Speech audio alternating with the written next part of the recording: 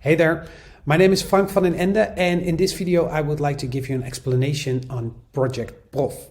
Project Prof is a project that has been started a couple of months ago in cooperation between Gilde Opleidingen, a vocational education school in Limburg, the Netherlands, and AIROC, an innovation company from the Netherlands as well.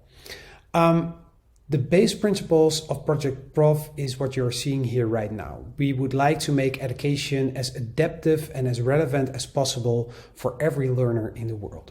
So what is in the base of Project Prof is this learning loop. And this learning loop is quite simple. First off, we would like to get an insight in the learning needs of the learner.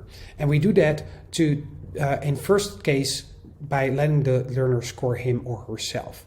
And when the learning loop starts, artificial intelligence and machine learning take over. So we start by getting an insight in the learning needs by letting the learner score him or herself. Then based on the scores that he or her scored himself on, he gets relevant content pushed. And in combination with this relevant content, they get a challenge that is also relevant for them that they have to execute.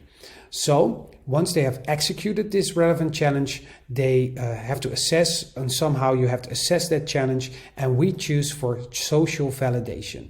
So that means that not only a teacher is going to assess the execution of the challenge, no, also other people are going to be able to validate the execution of the challenge. So for example, fellow students or other teachers, or maybe people from companies you're working with, or maybe customers, clients, everything is possible. So everyone can socially validate the challenge that has been executed.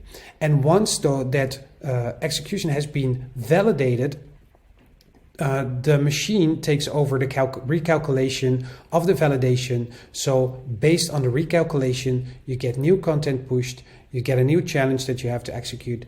You can socially validate that again, the system recalculates, and so on, the learning loop is being created.